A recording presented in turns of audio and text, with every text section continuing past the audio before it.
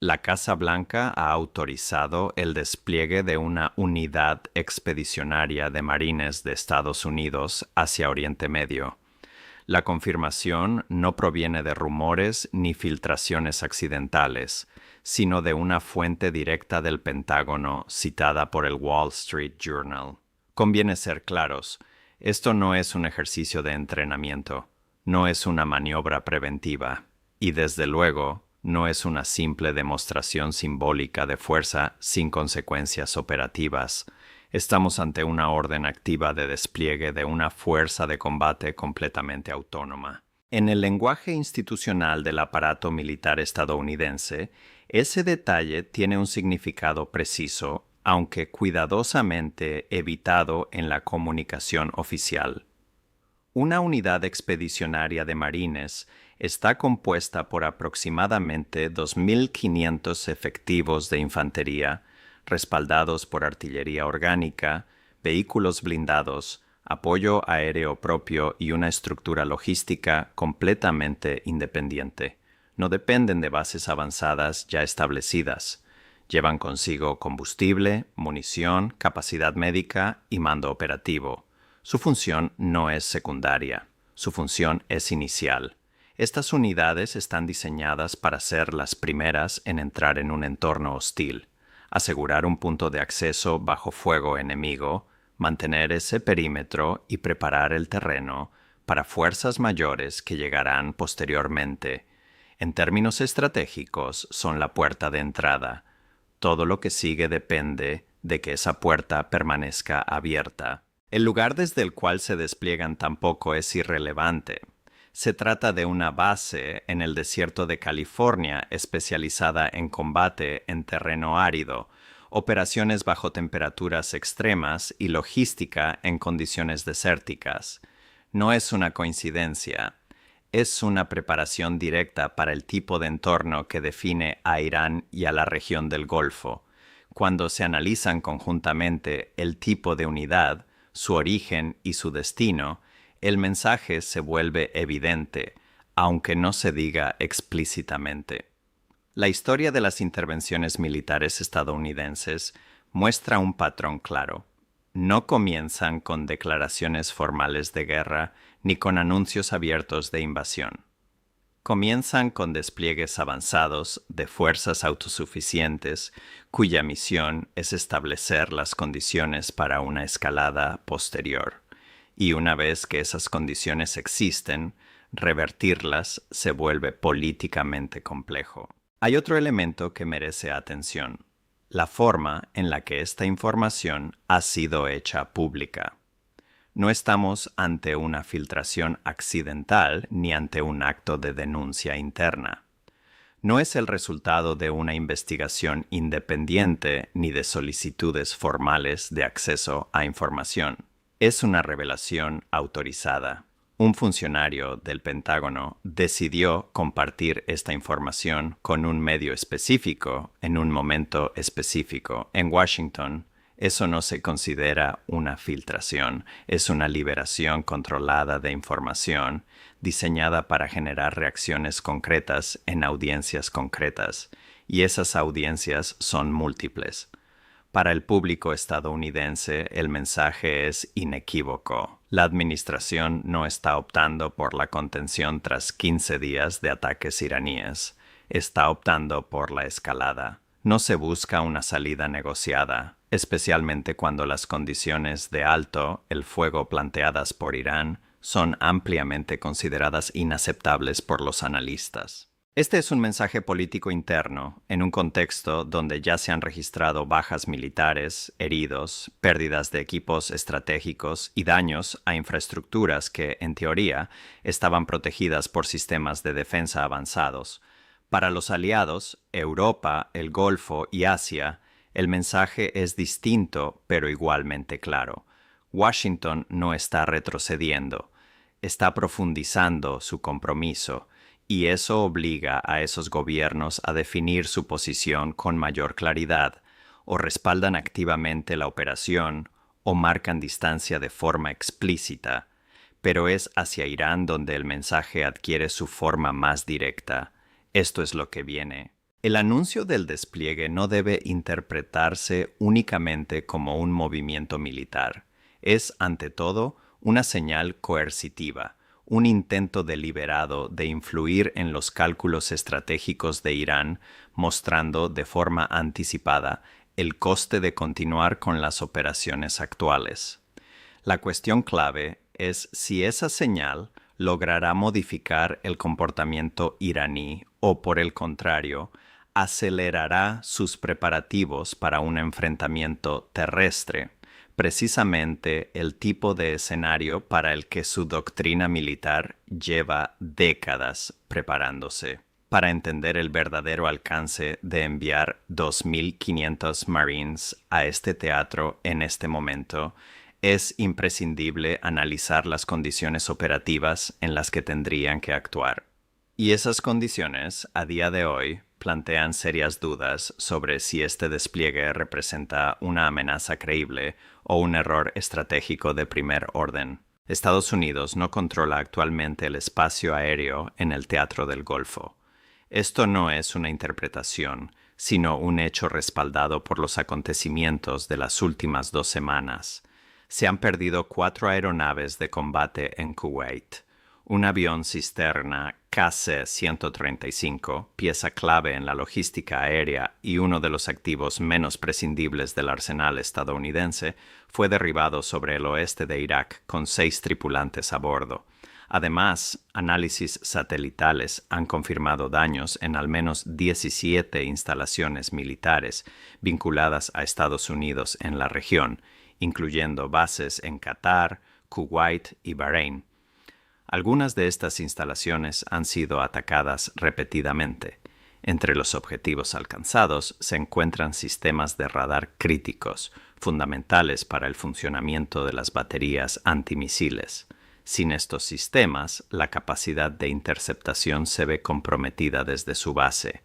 Sin datos precisos, no hay defensa eficaz. A esto se suma el reposicionamiento de 2 grupos de portaaviones, el Abraham Lincoln y el Gerald Ford. Aunque oficialmente no se ha utilizado el término retirada, la evidencia operativa, imágenes satelitales y seguimiento abierto, describe un movimiento que en la práctica cumple esa función. Ese es el entorno al que se enfrentaría la unidad expedicionaria de marines. Un espacio aéreo degradado, infraestructuras dañadas, rutas marítimas minadas, activos navales replegados y una red de alerta temprana parcialmente neutralizada.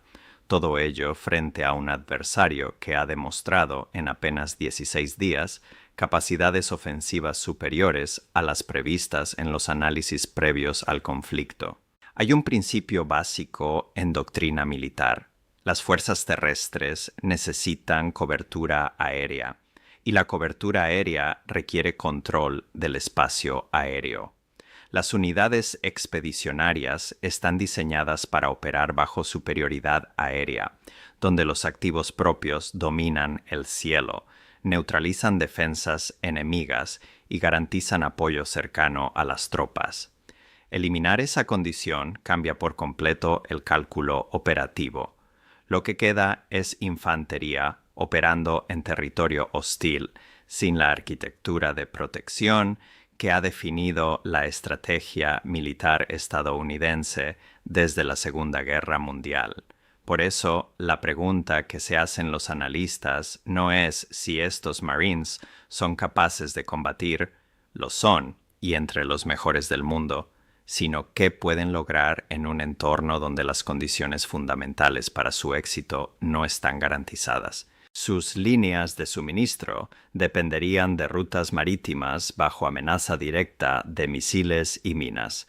Las bases que deberían sostener la logística han sido dañadas, y el adversario no solo está preparado, sino que ha declarado abiertamente su disposición a enfrentarse a estas fuerzas sobre el terreno. La respuesta iraní al anuncio fue inmediata y cuidadosamente calibrada. El mensaje fue claro: las fuerzas terrestres son bienvenidas. Las autoridades militares iraníes no reaccionaron con sorpresa. Al contrario, respondieron desde una posición de preparación estratégica. Durante años, su doctrina defensiva ha asumido un escenario muy concreto, que la superioridad aérea estadounidense, tarde o temprano, sería seguida por el despliegue de fuerzas terrestres. Y en torno a esa premisa han construido un sistema de negación de acceso y control de área diseñado para encarecer, desde el primer momento, cualquier intento de intervención en suelo iraní. Ese sistema no es teórico. Incluye minas navales en rutas críticas, misiles dirigidos a nodos logísticos, enjambres de drones capaces de saturar defensas aéreas y redes de lanzadores ocultos que dificultan su localización incluso con vigilancia aérea avanzada. Todo ello está orientado a un objetivo claro: que cada paso de una fuerza expedicionaria sea más costoso que el anterior, incluso antes de que el primer soldado toque tierra. Pero el componente militar no es el único ángulo relevante. Mientras se procesaba el anuncio del despliegue, la dimensión diplomática comenzó a revelar una realidad paralela que, en esencia, confirma la misma lectura estratégica. El expresidente Donald Trump hizo un llamamiento público a países como China, France, Japán, South Korea y el United Kingdom para que envíen buques de guerra al Strait of Hormuz, con el objetivo declarado de garantizar la seguridad del tránsito comercial. En términos formales, se presentó como una apelación a la cooperación internacional, una invitación a compartir la carga de proteger una de las rutas energéticas más críticas del mundo. Sin embargo, un análisis más riguroso sugiere una lectura menos cómoda. Cuando una administración que ha iniciado operaciones militares sin consultar plenamente a sus socios regionales solicita de forma pública la participación de potencias externas, incluida China, para gestionar las consecuencias de esa decisión, no estamos ante el liderazgo de una coalición consolidada. Estamos ante una búsqueda de apoyo posterior a los hechos, y la respuesta internacional ha sido, hasta ahora, reveladora. Ni Francia, ni Japón, ni Corea del Sur, ni el Reino Unido han confirmado su participación. Los estados del Golfo han rechazado implicarse en operaciones ofensivas, y voces influyentes dentro de la región han señalado abiertamente las motivaciones económicas detrás del conflicto, marcando distancia respecto a la estrategia estadounidense. En este contexto, la reacción de China merece especial atención. Su respuesta fue cuidadosamente formulada, utilizando el lenguaje diplomático característico de Pekín: precisión, ambigüedad controlada y ausencia de compromisos explícitos. Un portavoz de la embajada china en Washington pidió un alto el fuego inmediato, evitó confirmar cualquier despliegue naval en el estrecho, y definió a China como un socio estratégico dispuesto a facilitar la comunicación entre las partes y promover la desescalada. En términos diplomáticos, el mensaje es claro, aunque no se exprese de forma directa. China no participará en una operación destinada a gestionar una crisis generada por una decisión unilateral de Estados Unidos. Más aún, Pekín se posiciona como un actor neutral, un intermediario potencial, no como parte de una coalición militar. Esta postura no solo evita el compromiso, sino que refuerza su imagen como estabilizador en un entorno cada vez más volátil. La importancia de esta negativa va más allá de la cuestión naval inmediata. China es posiblemente el único actor con capacidad real para influir de forma independiente en la dinámica del Strait of Hormuz, debido a su dependencia energética, su presencia comercial y sus relaciones diplomáticas con múltiples actores de la región. Si hubiese decidido intervenir, lo habría hecho en función de sus propios intereses estratégicos. El hecho de no hacerlo, y optar en cambio por el llamamiento al alto el fuego, es en sí mismo una declaración de prioridades. En otras palabras, el equilibrio de poder en esta fase del conflicto no se está definiendo únicamente en el campo militar, sino también en la disposición, o la falta de ella, de los actores internacionales a respaldar la estrategia estadounidense. Si China hubiera considerado prioritario mantener abierto el flujo energético a través del Strait of Hormuz, dispone de herramientas diplomáticas suficientes para hacerlo sin necesidad de alinearse con operaciones militares estadounidenses. El hecho de que haya optado por pedir un alto el fuego en lugar de desplegar activos navales indica, con bastante claridad, ¿qué resultado considera más conveniente desde el punto de vista estratégico? Mientras tanto, el propio estrecho ha dejado de ser un simple punto geográfico vulnerable para convertirse en un instrumento de presión mucho más sofisticado. Irán ha declarado oficialmente que el paso permanece abierto, pero esa afirmación requiere matices esenciales para ser comprendida correctamente. El tránsito está permitido para buques comerciales de países que no participan activamente en la operación militar estadounidense. Petroleros chinos, indios o de estados no alineados pueden seguir cruzando. Sin embargo, la restricción se aplica de forma selectiva a embarcaciones vinculadas a Estados Unidos, Israel y a aquellos países que han respaldado las acciones militares contra Irán. El resultado no es un bloqueo total, sino un embargo dirigido. Y desde una perspectiva estratégica, esta distinción es fundamental.